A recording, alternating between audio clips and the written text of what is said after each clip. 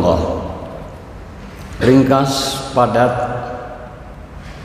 ada 7 hal agar rezeki kita dimudahkan oleh Allah Subhanahu wa ta'ala dalam segala bidang apapun, termasuk rezeki uang, termasuk rezeki kesehatan, termasuk rezeki untuk kita jalani hidup dan kehidupan terkait dengan kebutuhan hidup sehari-hari. Yang pertama, agar urusan rezeki kita dimudahkan oleh Allah Subhanahu wa ta'ala, takwa pada Allah Subhanahu wa ta'ala. Jelas dalam sebuah firman-Nya, wa may yattaqillah yaj'al lahu makhraja wa yarzuqhu min haitsu la yahtasib.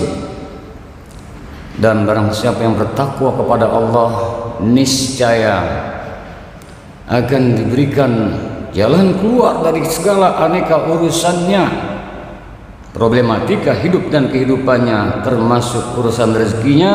Wa yarzuqhu min haitsu la yahtasib. Allah beri rezeki dari jalan yang tak disangka-sangka dan tak diduga-duga, alias Allah mudahkan urusan rezekinya, termasuk untuk rezeki hidup dan kehidupan, termasuk uang. Yang kedua, agar urusan rezeki kita dimudahkan oleh Allah Subhanahu wa ta'ala, tawakal ala Allah. Ikhtiar, maksimalkan segala potensi, berdayakan. Namun dengan tawakal itulah Allah akan menjamin, wa may yatawakkal 'ala Allah fa huwa hasbuh. Siapa yang bertawakal, mantap dia tawakalnya kepada Allah, dia serahkan segala urusannya kepada Allah, termasuk urusan rezekinya. Wa may yatawakkal 'ala Allah fa huwa hasbuh. Dan barang siapa yang bertawakal kepada Allah Subhanahu wa ta'ala, dicukupkan segala keperluannya, alias mudah urusan rezekinya. Ma'asyiral muslimin hafizakumullah. Yang ketiga adalah istighfar. Kita sadar banyak khilaf, banyak salah, maksiat, munkarat yang diperintahkan kadang tidak maksimal kita laksanakan, larangannya masih saja kita terjal. Kita sadar al-insan makhlukul khata' wan nisyan, manusia tak luput khilaf dan salah. Perbanyak senantiasa hari-hari yang kita lalui, kita jalankan umur yang tersisa ini istighfar, mohon ampun pada Allah. Astagfirullahaladzim. Kita mohon ampun atas dosa-dosa yang kita sadari atau tanpa disengaja. Kita mohon ampun dosa lalu dan kini. Kita mohon ampun dosa besar kecil yang kita sadari, lahir maupun batin. Astagfirullahaladzim. Niscaya Allah Subhanahu wa ta'ala, man lazimal istighfar, siapa yang melazimkan istighfar, maka Allah akan karuniakan, saya jalallah yarzuqhu min haitsu la yahtasib. Allah berikan rezekinya datang dari jalan berbagai penjuru yang tiada diduga-duganya, alias mudah segala urusannya, dimudahkan oleh Allah Ar-Razzaq, oleh Allah yang kuasa menurunkan, menetapkan, memutuskan, kuasa Allah untuk memberikan hamba-hambanya dengan sadaqallahul azim, maha benar Allah dengan segala firman-Nya, wa sadaqa rasuluhun nabiyul habibul karim, benar apa yang disabdakan Rasulullah sallallahu alaihi wasallam. Istighfar. Kemudian yang ketiga istighfar, yang keempat senantiasa tiada hari tanpa syukur.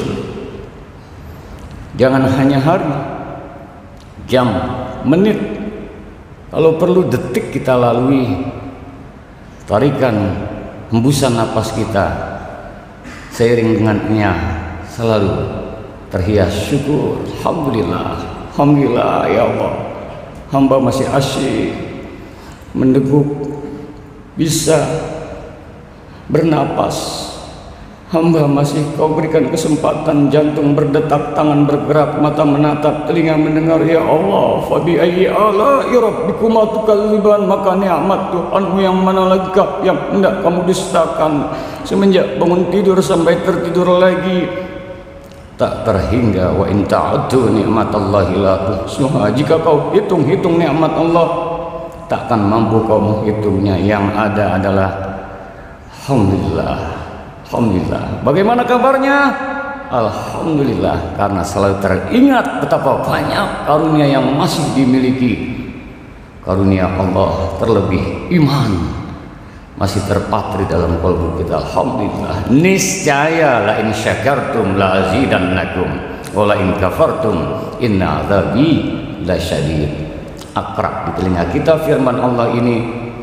Barang siapa yang pandai bersyukur, niscaya ditambah nikmatnya, alias dimudahkan urusan rezekinya oleh Allah Subhanahu wa taala. Wala in kafartum inna adzabi lasyadid.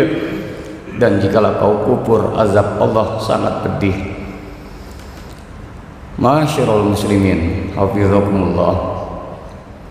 Setelah itu yang kelima adalah kita pun perbanyak berselawat kepada Rasulullah Sallallahu Alaihi Wasallam. Bukankah sholat kita saat tahiyat setelah asyhadu an la ilaha illallah wa asyhadu anna muhammadar rasulullah, bahkan kita berselawat di tahiyat akhir kita setiap sholat. Azan dikumandangkan setelah asyhadu an la ilaha illallah wa asyhadu anna muhammadar rasulullah. Kita munajat mohon pada Allah setelah memujinya, sebelum memohon berselawat terlebih dahulu kepada Rasulullah. Dan betapapun hebatnya kita, ibadah kita, doa kita terapung-apung berada antara langit dan bumi, melainkan terlebih dahulu berselawat kepada Rasulullah Sallallahu Alaihi Wasallam. Bukan hanya berselawat, akan tetapi seiring dengannya saat Allahumma sholli ala Muhammad wa ala ali Muhammad, kita selalu bertekad bercermin kepada akhlak kepribadian Rasulullah Sallallahu Alaihi Wasallam. Niscaya Allah pun, siapa yang berselawat satu kali, Allah berikan rahmat 10 kali lipat. Rahmat itu menjelma kedamaian di hati, termasuk urusan rezeki menjadi dimudahkan oleh Allah Subhanahu wa taala. Yang keenam adalah senantiasa lazimkan untuk bersedekah. Bagaimana saya tidak memiliki harta uang? Makna sedekah bukan harus dengan materi uang semata.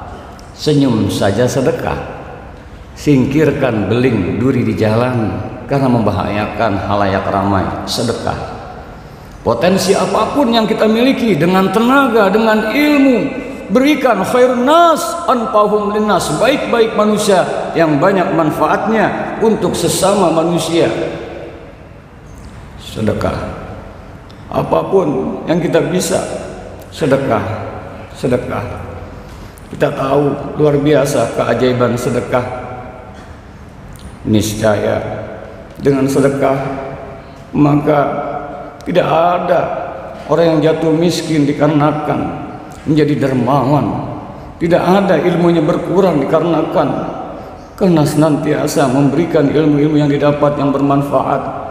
Dan semuanya itu bukan hanya dampaknya di dunia, akan tetapi ketika di alam barzakh pun, subhanallah, masya Allah, idza mata ibnu adam in qata'a amaluhu illa min salatin shadaqatin jariyah aw ilmin yuntafa'u bih aw waladin shalihin yad'u lah.